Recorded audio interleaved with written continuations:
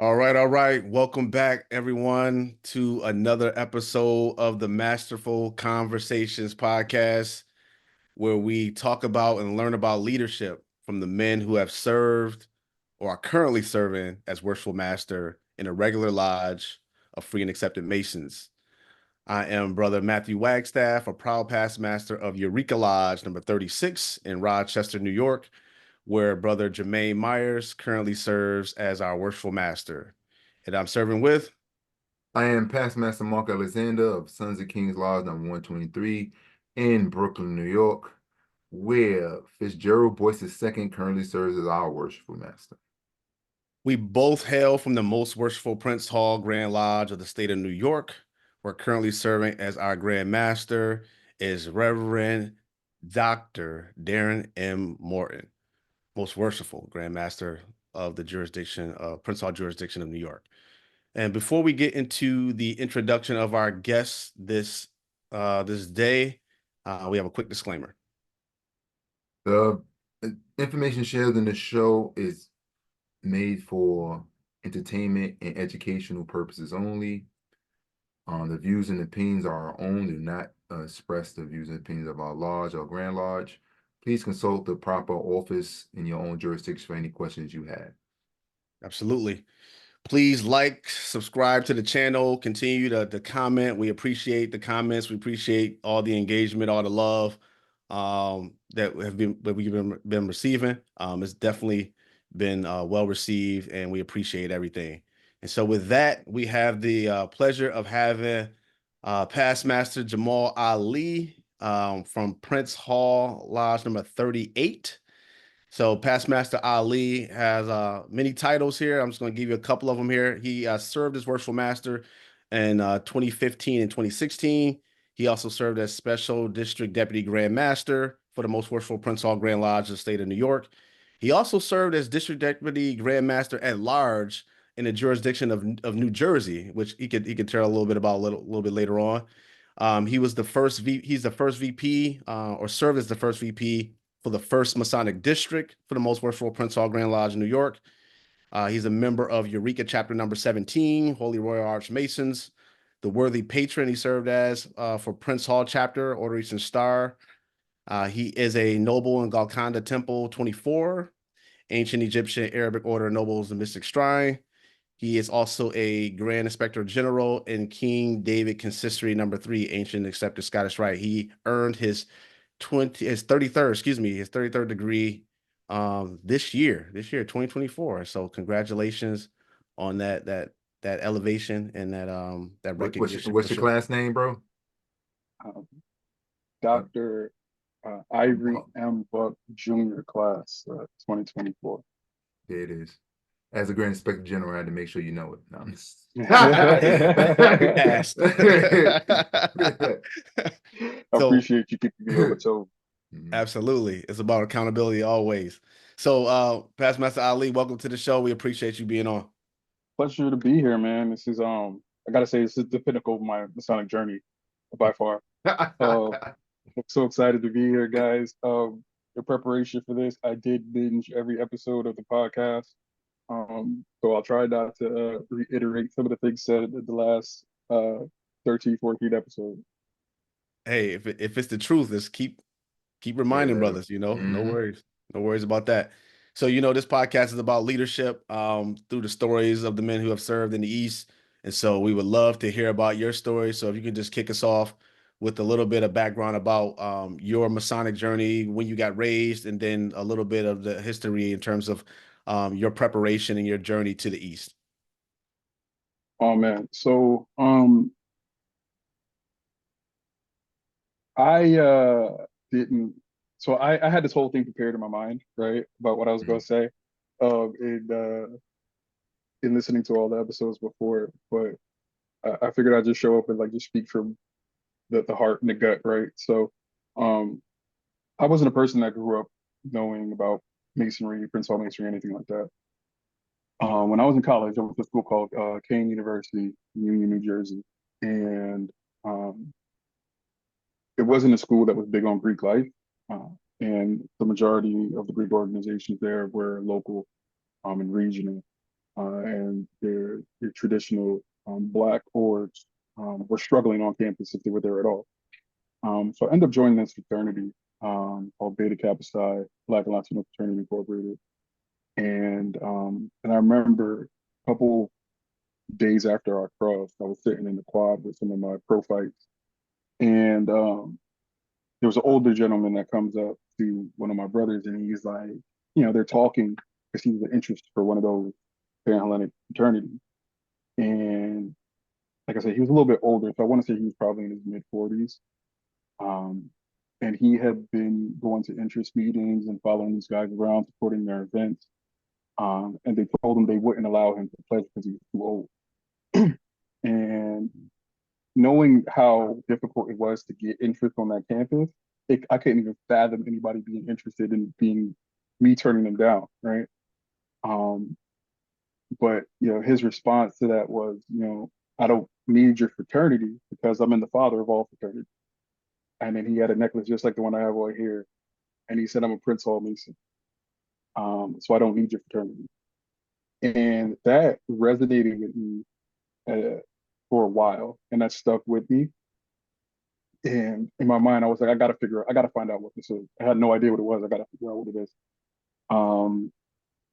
So coincidentally, about a year after, one of my brothers in the fraternity, we were at a step show, and he was reading this little yellow book. And I'm like, yo, what is that? And he gave it to me, and he told me to try to read it. I was like, what is it?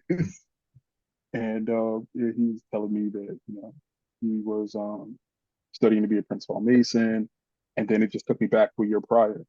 And I was like, dude, whatever you got to do to get me in, just, and again, at that point, I had no idea about jurisdictions or Prince Hall versus mainstream versus clandestine. It could have been a clandestine lodge for all I know, right? But I was like, just whatever you got to do, get me in. And at that point, I think I was probably about 19 years old.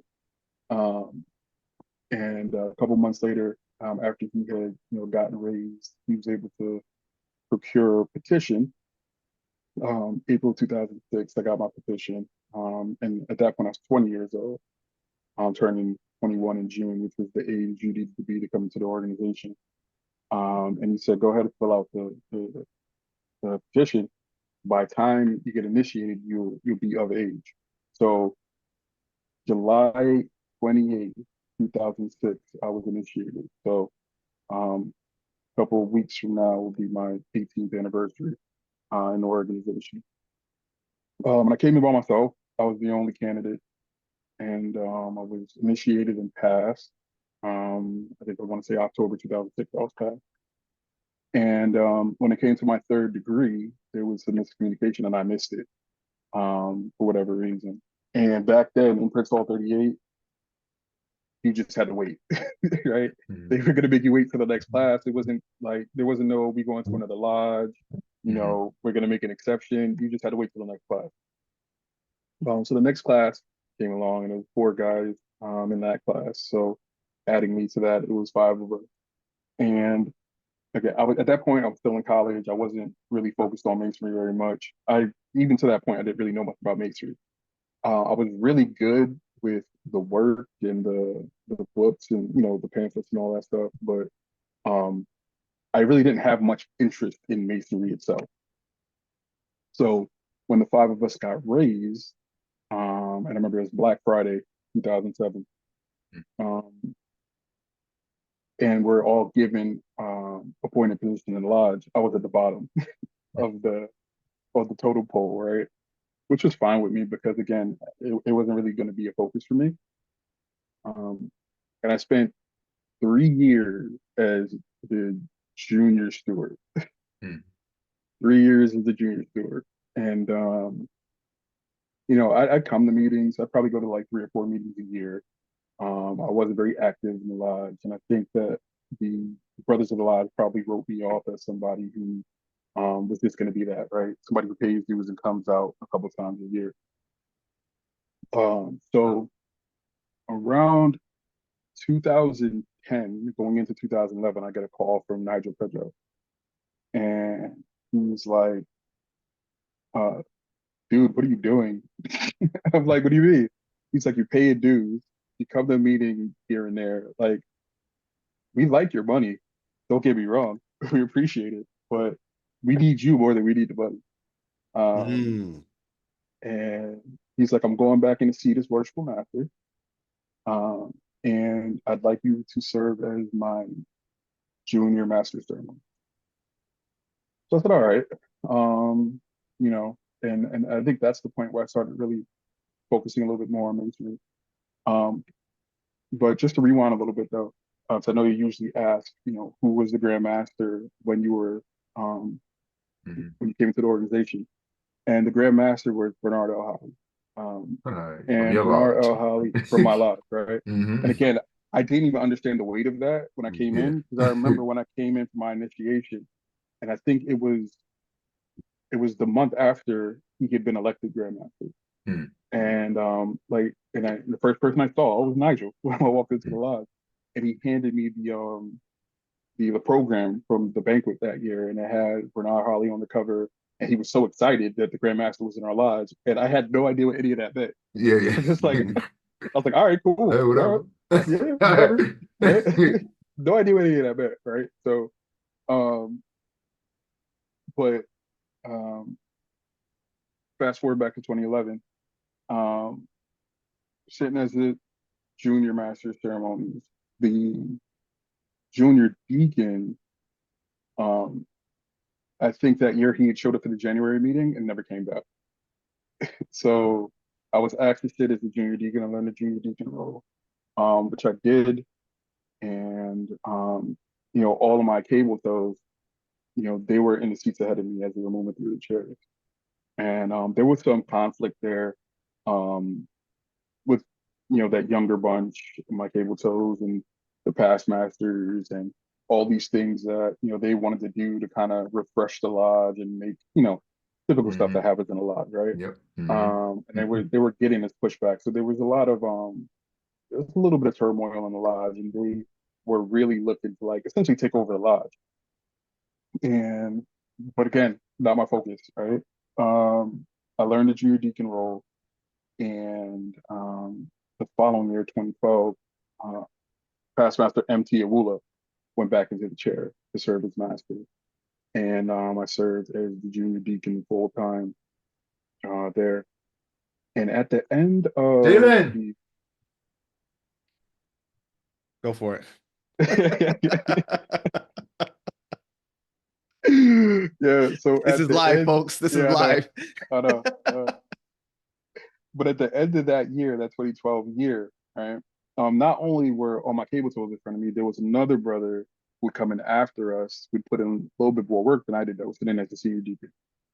So in my Sorry. mind, the um the line is just gonna move. I'm gonna be the senior deacon. Um, and I remember on one of the last episodes, when we were talking to past master Jack, he was talking about the nomination committee. So in 38, the past masters council serves as the nomination committee. So they came to us, my group of brothers, and they said, "Well, this is what this is the slate that we want, you know, for next year."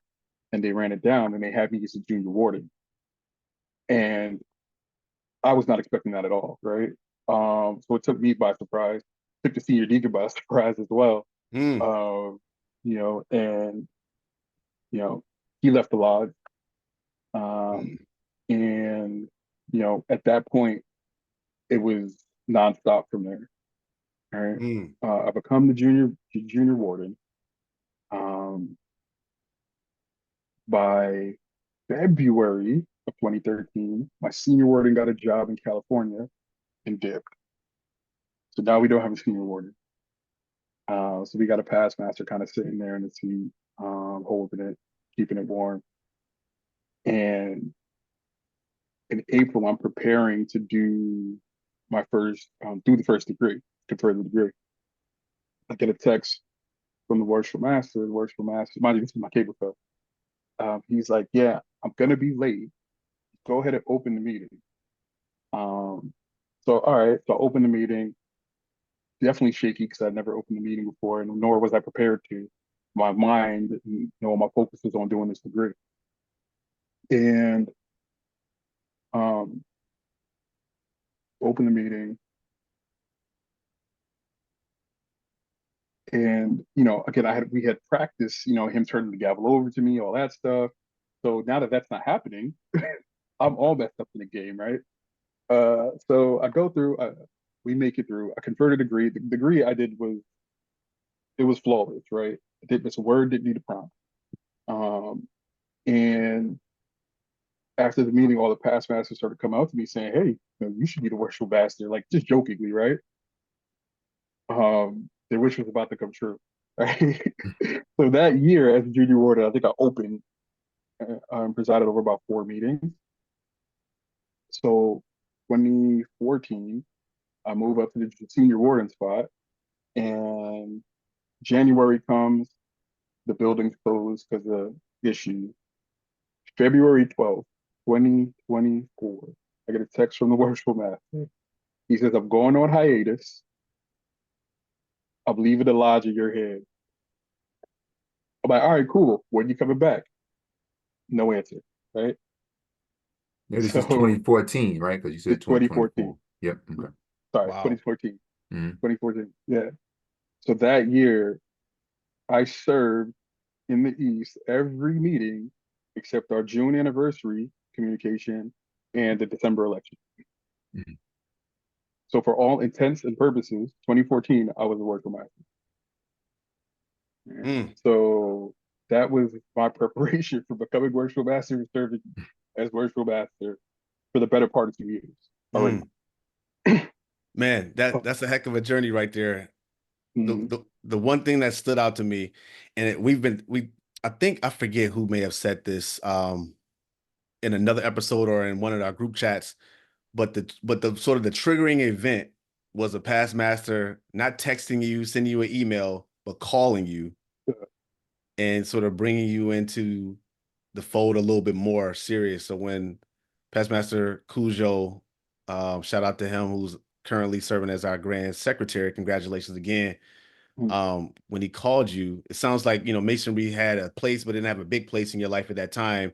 It sounds like when he called you, had that conversation, it kind of reignited something, even though it may not have sparked a huge flame, it may have rekindled some energy and got you back into the flow.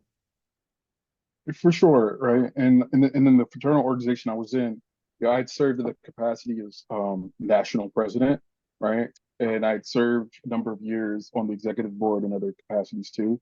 So I had had experience in leadership, um, but I think towards the end of that is when like I really started getting curious about Freemasonry, particularly when I became the junior board. So and again, it was nonstop from that moment to this day. In 2015, I was elected worshipful master.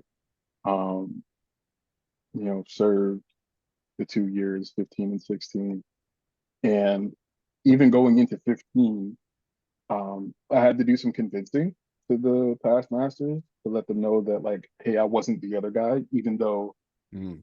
he was my cable toe. And even though for the better part of that previous 2 years, I served in the East, right? Not prepared to do so, obviously. But I had to, you know, really prove to them that, I wasn't the other guy and I was really here and serious about moving the lodge forward. Yeah.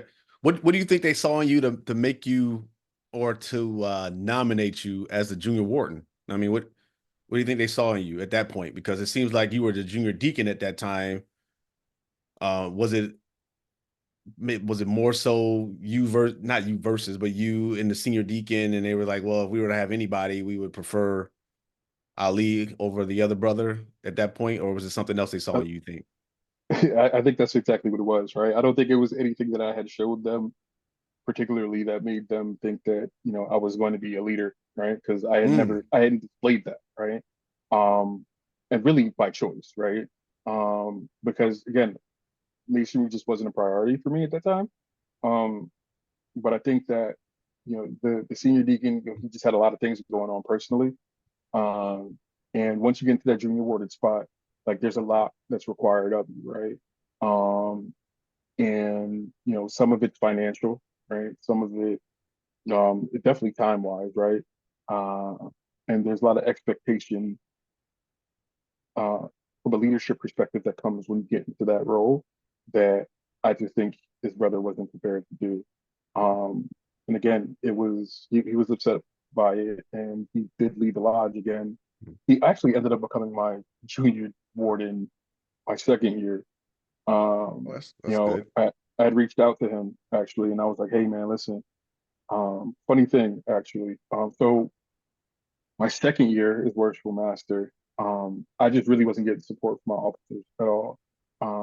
And on the communication where it lists all your different officers, I Nigel was my secretary, and I told him, I'm like, listen, I want you to take everybody's name off and put no appointment, so that every time we send out the communication, they saw from the senior deacon, junior deacon, both master ceremonies, both stewards, no appointment. So I removed everybody's name from the communication. So every time they got the communication every month, they'd see that they'd been removed, and it would give them some level I don't want to say embarrassment. I don't think that's the right word, but hopeful. I was hopeful that it would stir something up in them to make them say, "Hey, I'm not doing my duty." Of course, it didn't, but I was gonna ask you, how did that work out? it did. It did at Okay. all. But I mean, that happens in lodges, right? I think traditionally, if you bring in 5 people, one is going to stick, right? 20%. That's how it worked out in my class. It was 5 of us. I'm really the only one left. I mean, I do have another one on my table, so chorus prince, who's still active as a brother, but I think he got as far as junior warden before he decided that elected office wasn't for him, right? And he contributes to the lodge, but at the same time, as far as from a leadership perspective, it's somebody who really contributes in that way. You're lucky if you get one out of a class. Yeah.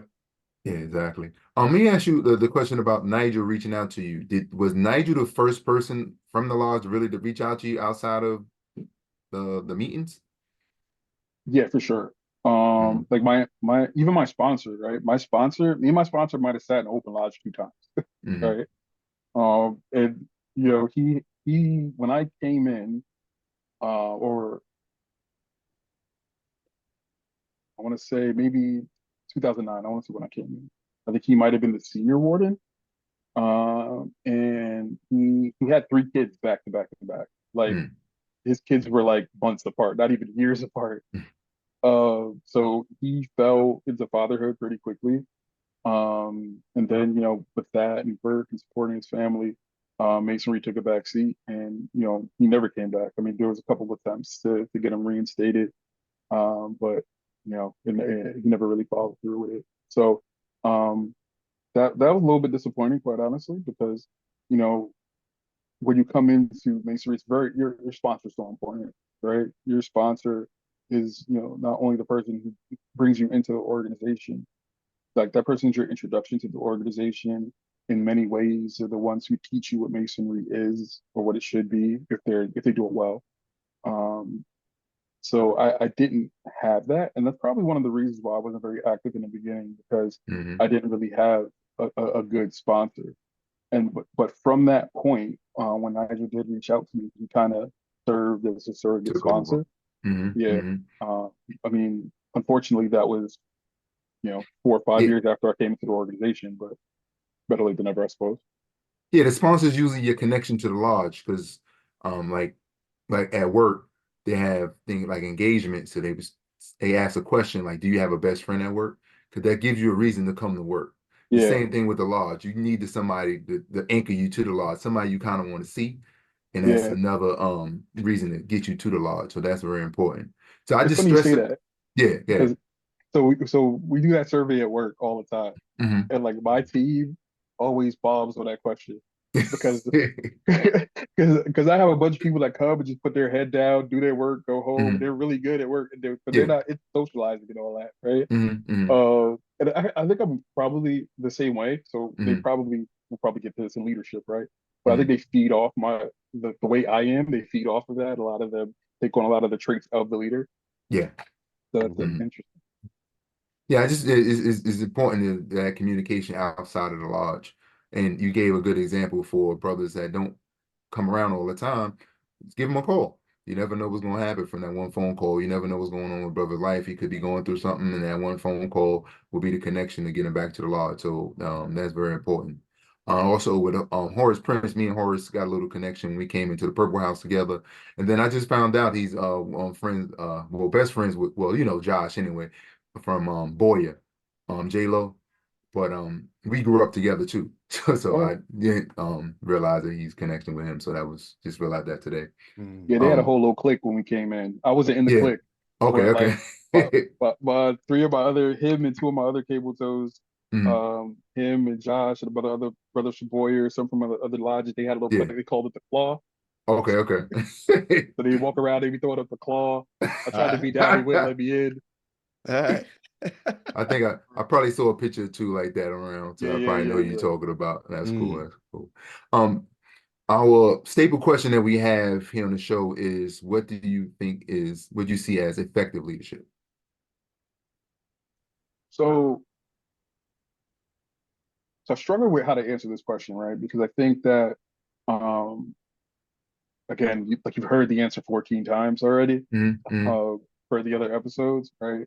But I think uh effective leadership, this might sound crazy, but effective leadership is leadership that's effective, right? Mm-hmm. You have to understand as a leader um what motivates people and what drives them, right? So I know most worshipful Sarah Morgan had mentioned servant leadership, right?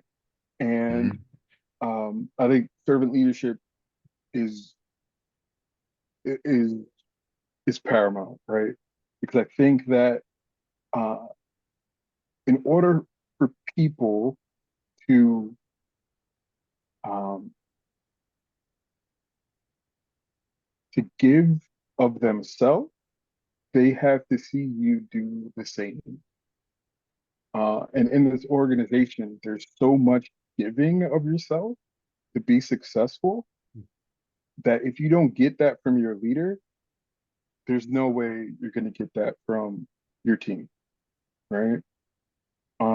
I think the most important skill, and I tell the guys that came after me this all the time, most important skill that a worshipful master needs to have is the ability to manage personalities, because you're going to have people who've done it before and think they've done it better. You're going to have people who are looking to do it and think they can do it better. Mm. But all those people are on your team. So how do you galvanize that group and make them feel um, like, one, they're important, um, and they understand their importance to the success of the lodge, and put them in positions to be successful, right? So you have to understand each individual, and that's really the human aspect of it, right? There's a human aspect of it, um, and you have to understand, again, what motivates people, um, how they think sometimes, the way that you react, or the way you approach one brother isn't going to be the same way you approach another brother. You have to understand their skill set. You have to understand what drives them. Um, so all of those things are important. I think most importantly, you have to be authentic. I think that brothers or sisters, but um, they they have to believe in you, and they have to believe you, right?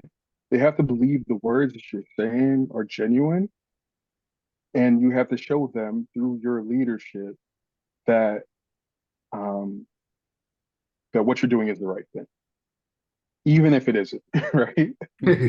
Sometimes, in your heart of hearts, you think you're doing the right thing, and you look back and reflect on it, and maybe it wasn't the right thing. But in the moment, if you are approaching it with the best intentions, and people believe that you're approaching it with the best intentions, then that's how you get the best support out of them. Yeah, Mm. very good. And one thing you said that I think resonates with me is making a brother feel important. I say that particularly because I think that's one of the reasons why brothers want to rush to be worship masters and past masters and all this other stuff, because they want to feel important. They want that ego boost. They want other people to look at them, as important.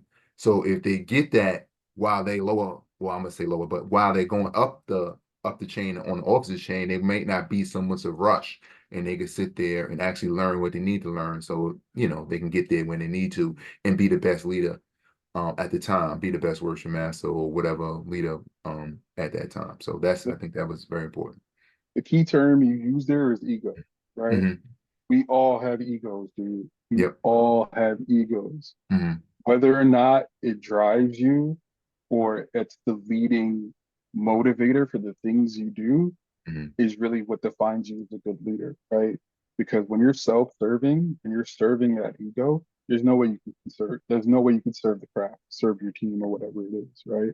Hmm. Um, and I think to your point, um, when you have guys who are coming up through the lodge and they've never served in a position of leadership, or served in a position where um, people look to you on a certain level or platform or Hmm. pedestal, it can be intoxicating, right?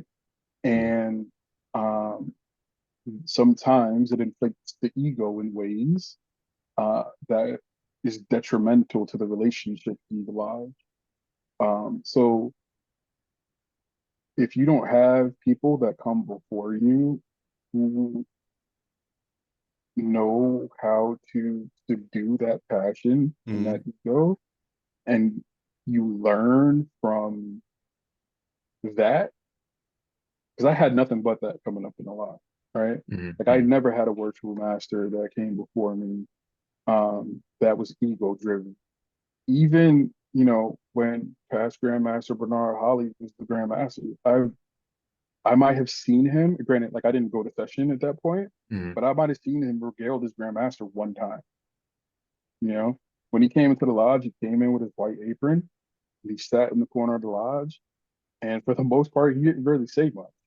Hmm. Um, and that was my first um, experience, communication, relationship, whatever you want to call it, with a Grandmaster. So everyone that came out of after that was completely different, right? And again, everybody has their own personality, and they show that in different ways, right? And I think we've had some grandmasters with personalities since then, right? But I always go back to those moments with him as the grandmaster, and um, I appreciate those because that was the example that I had my first impression of a grandmaster.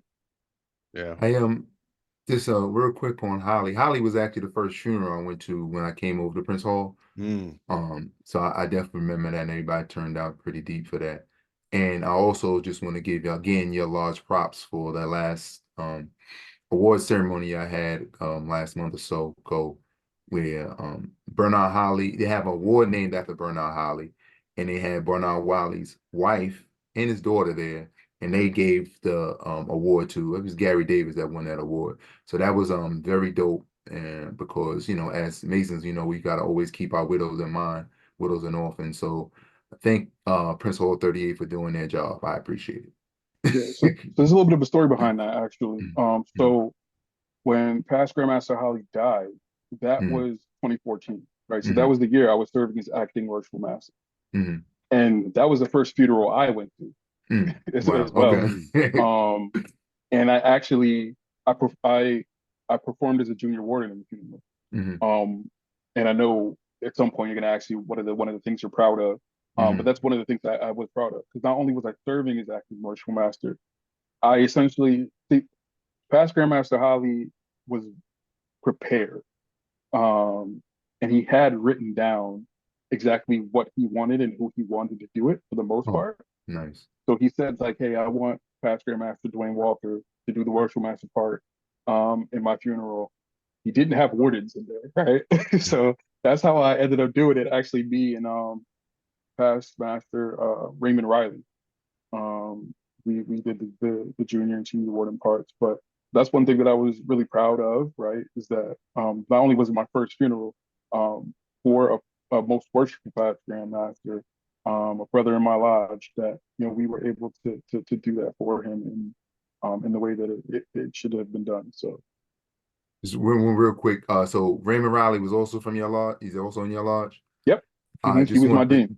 I just want to make us stress this point, brothers. If you can't do the worship master part, make sure you have brothers do the warden parts from your lodge. No excuses. Yeah. Mark, you've been on that one. I know you drive that one home. I love that. I love it. Keep No, that energy. 1,000%. And what that allowed me to do actually is we just had a brother pass, Ernest Bird, from Prince Hall Ashler Lodge, and we served as worshipful master together.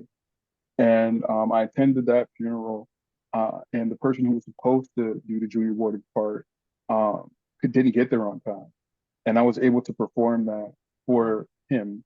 Somebody who was my friend, and for him and his lodge and his family, and I was very proud of that as well. Um, but back to the Pastor Master Holly Award. So that was an award that I created when I was worshipful master. Oh wow, Um, nice. the year after he had passed, in my first year as worshipful master, I created that most worshipful past grandmaster in honor of Holly award for Masonic excellence. And the first person I gave it to was past now most worshipful past grandmaster Gregory Groveland Smith Jr. Oh, Um, and that was the first award that he'd ever received in the craft. And he was a junior warden at that point, but he was somebody who I admired from behind the scenes, right? Like I didn't know him per se at the time, um, but I had admired him because he was a younger brother at the time, making his way up the ranks, and I just admired so much about him that I thought it'd be fitting to give him that honor. So he was the first recipient of that award, and that started our relationship, he and I. And he's been very supportive and been instrumental in me growing in masonry, and even some of the appointments that I've gotten in Grand Lodge were because of him. And then obviously having the honor of serving as his treasurer for the past 2 years as well. Yeah. Excellent stories. I love the backstories behind this. The connection that you just made with past Grandmaster Smith Jr. You'll know later why that's an important connection. Stay tuned for those watching. But I want to go back a little. You also talked about younger brothers. And for the folks who are listening right now, how old were you when you became Worshipful Master? One, and then as a follow-up to that, you talked about managing personalities, and part of managing personalities is also managing sort of the differences that come with generations. And we had our building the bridge with generations forum not too long ago. So I'm curious about any stories you can share. One, how old were you when you became master, and then two, how did you manage those relationships or those personalities or those generational differences? Because you and I both joined masonry at age 21. You became master a lot sooner than I did in that space. But so I can imagine, like I couldn't imagine myself being master in my 20s. It would not have worked at all. It would have just been a disaster. But I don't know if you were in your 20s or if you were in your early 30s, but how old were you, and then how did you manage those personalities and those generational differences? Yeah, so I was 29 when I was elected worshipful master. And I was the youngest worshipful master in the state, which is something I took pride in. Actually, I think worshipful master from Epiphany, forget his last Dwayne Haynes, I think it is. I need to talk name. about. Yeah. But he had thought he was the youngest worshipful master in the jurisdiction. And I went to one of his events, and we were playing spades, we were having a conversation, and he was like, "Yo, how old are you?" And I was like, "Yeah, I'm 29." And I think he was 30 or 31, and he was so upset because he realized that he wasn't the youngest worship master in the jurisdiction. So yeah, I mean, it's something I wore pride in, and of course, like now, you have guys that are in their 20s all the time. Like it's not even a thing now, but 10 years ago, it was almost unheard of. But in the beginning, it was challenging, right? Because when I came in, like I had been pretty successful in business by that time. So I had a little bit of money. And the previous 2 years, we hadn't had any fundraisers. So the lodge was definitely struggling financially. So in my mind, like I'm just gonna do this all myself because I I had experienced the previous 2 years doing it myself. My worshipful master, for whatever reason, wasn't doing his duties. My senior warden moved away. Uh, so I was doing the work of the master and the two wardens for what would be 4 years. Um, so I realized that like I had to do this myself, right? So I was planning all the banquets myself. So I show up, January to our club meeting with a contract signed, menu laid out, all that. And my pass, it's just me and the pass pastors, right? And I'm like, here, we're doing our dinner dance, Ricardo's, here's the menu. I put down the deposit with my own money. Everything's ready to go. And they looked at me and they were just like, nope, it's not how it works here. I was gonna ask you, how'd that work out? Work out. Yeah. They were Thought like, you were no, doing. You had good intentions, just I like you know, said earlier. right. You go into it with a good intention. You just want to get it done. And none of them were gonna go do it, right? Mhm. But you know, but yeah, I You got to remember make them feel important, so you got to include them in for it. sure. They were like, that's not how it works. You come to the club meeting, you sit down, we have the conversation, the lodge votes. That's how it Mhm. works here. Like, we don't Mhm. care if you got money. Like, that's how it works. So I think that was the point where I realized that like, all right, well, I can't do this by myself, even if I want to, right? Because I'm number one, I'm gonna need the support of these gentlemen to see these things through. Um, but I think that was the start of a really it changed my mindset, and that was the start of a pretty good relationship moving forward. And those 2 years, my past masters held me down. They sat in the chairs when the officers weren't showing up. They showed up to all the events. They bought tables to everything. We had a very successful 2 years, and all on the backs of myself and 5 or 6 past masters. So, um, it was it was challenging for sure, but I had support from all of those guys. Yeah, Let me I get can. some. Let me just get the name right. Dwayne Charles Hayes. I forgot to put the Charles part. So Dwayne Yeah, Charles yeah, Hayes. Mm. What's up, Charles? So I can I feel you in terms of like especially when you come from a different world, corporate settings, where you kind of get stuff done. It feels a lot different when you get into the craft and it moves a little bit slower or a lot slower depending on where you are. And you have a lot of youth and vigor and energy, and you like, man, I just want to get it done. Right. So even right. I was worshipful master at age, I think I was 39, something like that, 38, 39. Um, yeah, no, I think it was 40. I might have been 40, 39 or 40. But anyways, um, I had gone through that process. Like I told you, if I was worshipful master in my 20s, it would have been a complete disaster because I was just a bull in the china shop, like by any means done, just get it done. Right. So Yeah, nobody got time to waste. And everybody knows that I'm working on my patience. And so imagine, me at 28, 29 years old trying to be master of lodge. So that's slowing you down. That the lodge can do sometimes is definitely important, and I feel you in that regard. I wonder how your leadership style changed your second year, and then also, as a past master, seeing somebody behind you, knowing that you had to go through those struggles, and you did a lot to build. I know you did a lot with like the design or like the logo, and you were really, you really put your stamp on your 2 years there. And you can share a little bit about what your pillars were, like the things you focused on. But I'm curious about how your leadership style continued to evolve from year one to year two, and then as a past master, how you showed up. yeah. So I'll start with like what the pillars were, right? I think that number one, I wanted to brand the lodge as much as possible. So like you said, the logo, I created the logo, which we turned into pins, which is now something that the lodge really synonymous for. And we were one of the first lodges to like have a logo as like a staple to identify us, right? I mean, some had lodge logos that changed over time, but like ours was like the first one that people really started to take notice of, and then kind of took off for everybody else creating their own logo for the lodge. So that's something that I really had pride in. And when I I don't You showed know up, if know, Mark, you, you Mark, know, I you want to know, say I got something. to eject to that, but go ahead. I knew you were. I knew you because I'm looking at your You know, we shirt. had the crown a And long time yeah, ago, so but go yeah. ahead, go ahead, it's all good. I mean, listen. Go ahead, go ahead. Um, I wasn't but there for yeah, that, so I don't care. yeah, I wanted to brand the lodge as much as possible, right? So I did all that, and one thing that I'm really proud of, I know that's another question you guys asked, is that Mhm. my legacy in the lodge is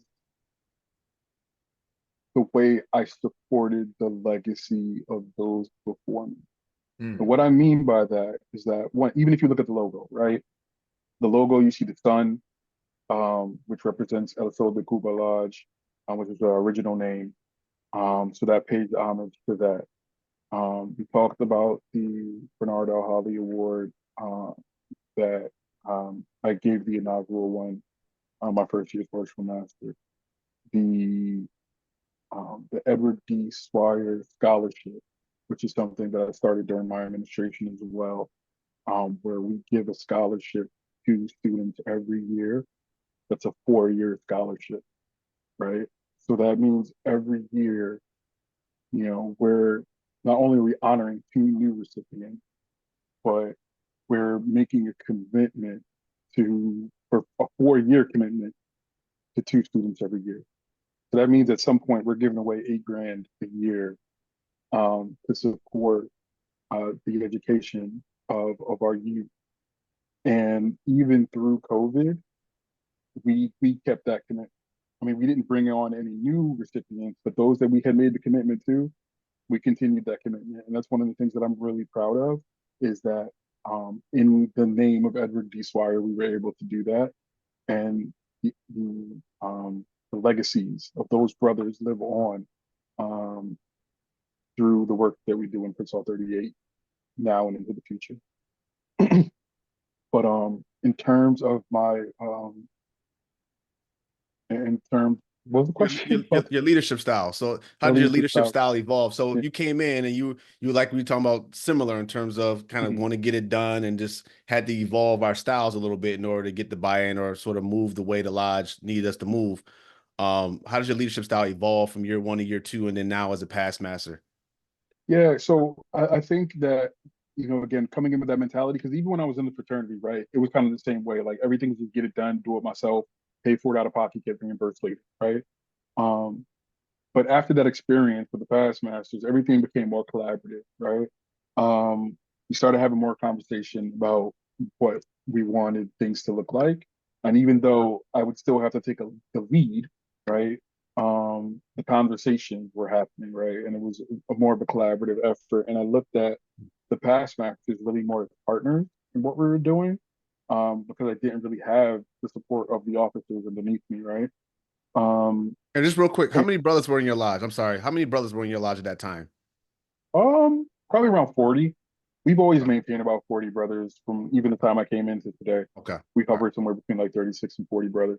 Okay. Which is a difficult thing to do in the first district, right? Because you've got 24 lodges, you're dealing with the same pool of people in the community. Um, so those lodges that can function with 100 plus members, your Joppas, your Delta unions, um, they're really the exception to a lot of that. But Mhm. and it's funny because my senior warden was Bernard B.H. Bowman. And I don't know if you guys are familiar with him.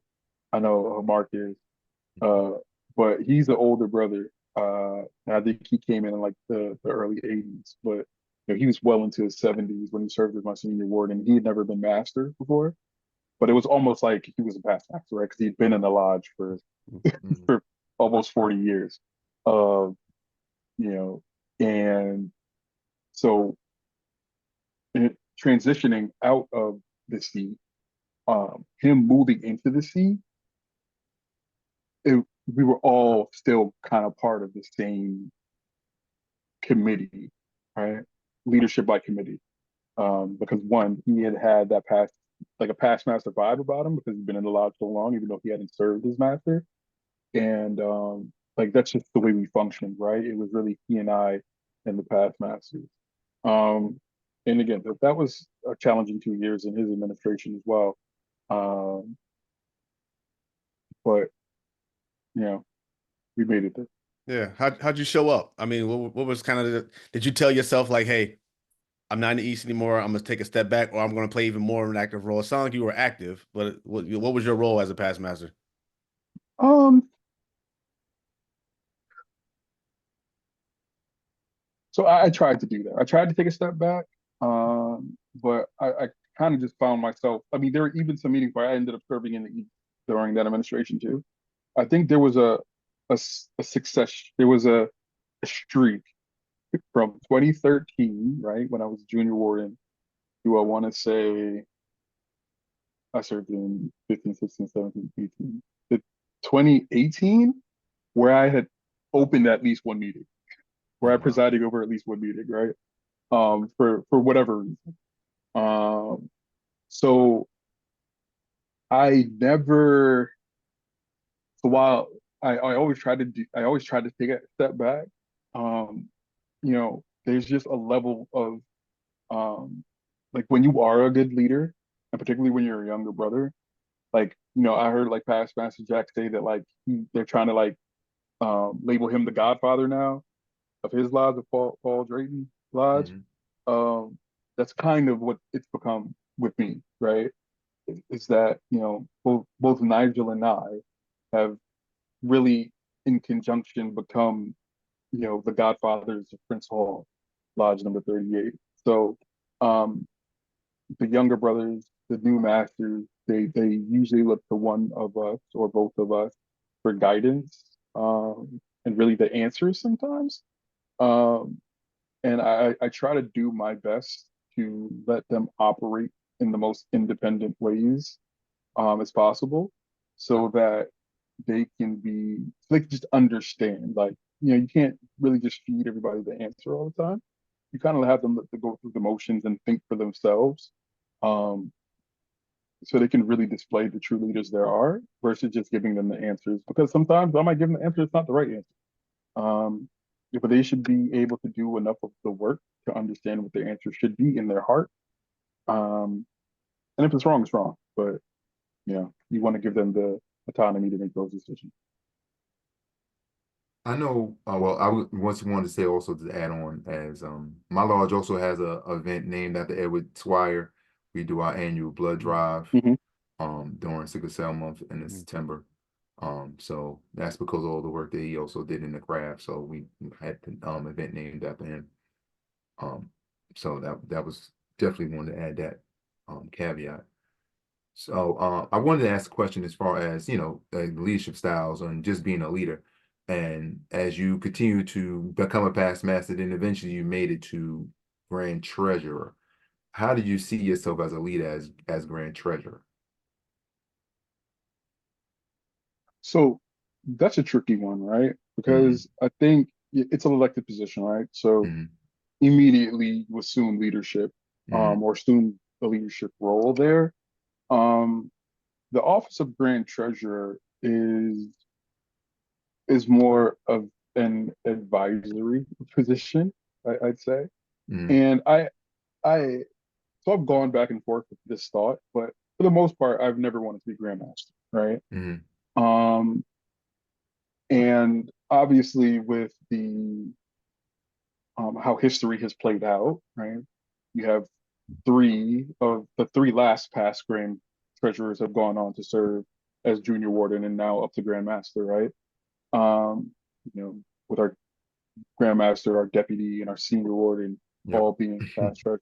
So Mm-hmm. um, a lot of the thought was that I would be next in that line. And that was never really my goal or what I wanted to achieve through that role.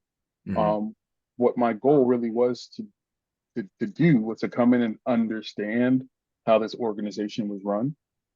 Because, you know, in my professional life, I run, you know, multi-million dollar organizations. So I wanted to use my experience, my professional experience, to be able to lend that experience to the Grand Lodge and make it better. Mhm. All right. I don't think that's something that I could have done in 2 years because I think there was a lot of um, behaviors, or learned behaviors that are hard and difficult to undo. Mhm. Uh, I think that we do have some fiscal challenges as a Grand Lodge. Um, and I tried my best to put as many measures in place to help ensure our the fiscal health of the Grand Lodge. But I realized that in order to make some of the decisions that need to be made, you got to wear the hat, Mhm. right? Mhm. Um, and even things that you deem as important as the treasurer, um,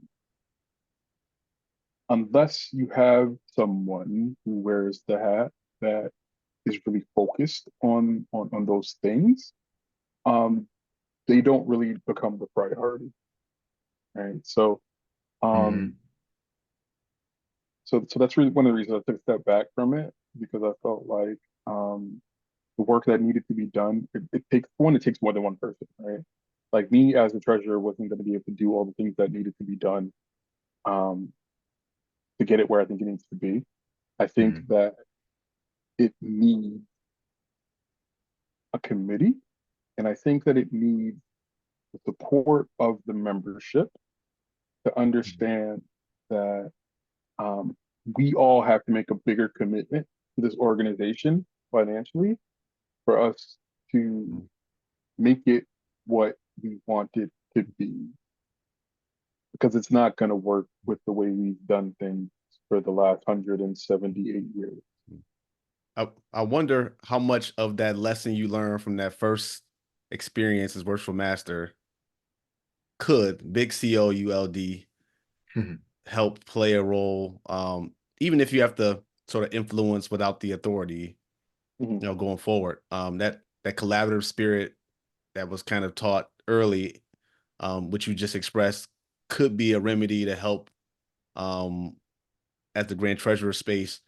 I wonder, staying in that space or staying in that role another year or so, uh, that's water under the bridge. So this is all hypothetical, but you know, that lesson, it seemed like the Grand Architect will keep giving us lessons until we learn it, right? And so I just wanted to, I'm curious about that because we easily can come into this, I guess, in my job, I do these things, I do them really well, I get Mhm. compensated greatly for them. And we kind of go back to our default sometimes, especially under high stress. Like if it's a high stress situation and you have small children at home, you have a family, you have like life that is happening outside of the craft. And I know this because this is how I feel because I'm like, I got other stuff I could be doing right now. Let's just get it Yeah. done. Let's move on. I Mhm. got the answer. Let's do it. But you learn the lesson around collaboration. And I'm wondering, like, the next treasurers listen, Brother Brian or whomever is listening, that collaborative spirit that you mentioned, I think that you might have something there. It may not, I think I agree with you in terms of you need more than one person, especially in that treasurer space, because there's a lot of transactions. There's a lot of dollars that could be moved potentially in that space. And there's a lot of accountability that needs to be had in that space. So I wanted to kind of put a pin on that point that you made around, hey, it's going to be more than just me, which is a huge lesson for all leaders in the space. No matter, you're the godfather in your lodge, but then you go to Grand Lodge and you just treasurer again, right? So you, in that space, there's always a man with a bigger hat. And so that collaborative spirit, no matter where you sit, you can really try to lead through that influence and try to keep that collaborative beehive sort of mentality, that spirit of collaboration. So again, I just want to put a pin on that piece there. I know we're coming up on our time a little bit here, and we could dive into so many other things here. I mean, the generational piece of leadership, because I know we got a lot of younger brothers who listen to us, and just being able to give them any guidance and additional insights would be super helpful. Well, Mark, you have any other question that you wanted to tackle? I just want let's hear your mentors so we can get some of those names out for the Yeah, brothers. so I don't know if I really have mentors in a traditional sense, like anybody who's like really sat me down and said like, Yeah. "Yo, Yeah, gave me most some of us guidance," don't. right? Most of us don't. Um, Yeah.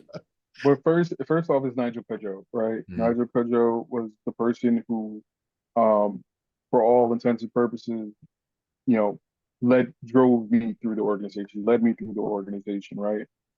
It started off as a mentor relationship, and then now, now that I've done what I've done in the craft, that we've become more peers, right? And we give each other guidance. hmm But it's a relationship that's transcended masonry. Like he comes to my house, he knows my family, I know his family. You know, he spent time, with my mother and my dad. Um, they all know each other very well. He was, at my wedding. Yeah, so we've become more than just, the brother, the lodge brother relationship. And it's a relationship that I value probably more than any other relationship in the organization. Um, uh, Past Grand Master, most worshipful past Grand Master, Gregory Robeson Smith Jr. Like I said, from the time that I honored him with that award, he showed me immense love, right? And any opportunity that he could find to shine the light on me, he took that opportunity, right? Whether it was putting me on stage at Fritz Hall Day to read scriptures or suggesting me for certain appointments in Grand Lodge. He's been a huge reason why I was able to ascend that ladder. Um, Most worshipful past Grand Master Larry Mitchell, who gave me my first appointment. He was a brother um, who admired me when I was going through what I was going through with Worshipful Master, knowing that I was the master in the wardens, right? And when I was master, he supported all my events. He and my dad actually kicked it off, hit it off at my first banquet, and like up until our past, this just dinner dance just passed. Like in my dad's eyes, Larry Mitchell was the grandmaster. You know what I mean? God rest his hmm soul, rest in peace. But I always valued that relationship. And I remember weeks before he died, we had taken a picture together at a mid-year assembly. He sat at my table, and he got a chance to spend the time. I brought my family with me. Um, so that was a moment that I really, cherish. Um, Edward D. Swire, um, for obvious reasons, right? All of the events and awards named after him just shows the value that he had in the organization. Um, Gary T. Davis. Gary T. Davis, again, another brother who started out as a mentor and has become a peer. Um, and, also my classmate in the 2024 class of Grand Inspector General. So me and him have a really good relationship. The brother who's become more of a brother and friend than a brother in the lodge. Kobe Cooper. She served as my worthy matron for 2 years. I served as worthy patron. That was somebody who, um, man, that was my sister, man. I get emotional talking about it. Um, yeah, Kobe. hmm Um, Trying to think who else. I'm gonna throw most worshipful past Grandmaster Gregory Robeson Smith Sr. in there. So we've had our challenges, he and I. But he's somebody who's always held me in high regard. Always tries to get me involved in things I don't want to be involved in. Um, and I gotta tell him no. But somebody who's supporting me in a lot of different ways. E. Thomas Oliver from Antioch Lodge. he was the person who convinced me not to run for Grand Treasure the first time I wanted to run. And he was probably one of the only brothers that really sat me down and said, "Hey, listen, you need to think this through. You got a lot going on, and you know, it's not your time." And um, I took that to heart for sure. And he was right. Uh, and we laugh about it now. That 4 years later, I ended up running and then serving 2 years. So he's one of the people I look to as always to mentor in this organization. Excellent. Nice. I guess that my last question is, you can make this as brief or as long as you want it to be. If you were to go back into the East, I got to hear this one. I just got to hear this one because now that you have the perspective of being in the East, serving kind of all these roles, and whatever sort of post-East therapy you may have to go through in order to kind of come off of that. And now serving in the Grand East and the the stories and the lessons learned through that experience. If you were to go back into the East at Prince Hall Lodge number 38 again, this is all hypothetical. We know that you I don't think you have the desire to go back into Prince Hall 38 because I know who the senior warden is. But I'm curious, uh, what would you focus on? What would be the one or two things that, knowing what you know now about Masonry and Prince Hall Lodge 38, because we know that all lodges are unique in that regard. What would you focus on as master if you were to master again in 2025? I mean, I say this, never say never, right? So I think that even now you see so many brothers, so many experienced, seasoned brothers that are going back into the chair to serve a lot, right? So I'm not one of those people that say, "Oh, I'll never go back," because your lives you're going to do, right?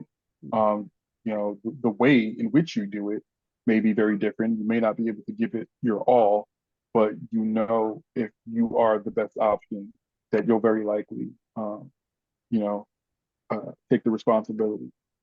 Um, so I think that, and I think I heard Pastor Andrew Jack say this, so I'm just going to reiterate it. If you're going back into the chair, there's a reason, right? And I think your focus would be whatever that reason is. I think that one of the focuses that I think is kind of fell through the crack as of late is the fellowship, um, particularly amongst the older brothers, right? I think that, like, when I look at Masonry today, it's not the same as it was 20 years ago when I came in, almost 20 years ago when I came in, even down to the fellowship. And I think that's just the the fruit or the effect or the impact of just generational change, right?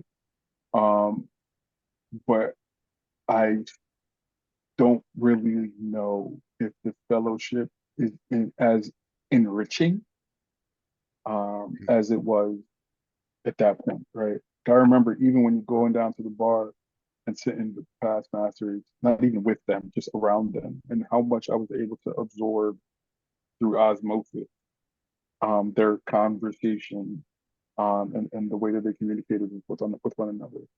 And like I long for that, and I know that's not something you can manufacture.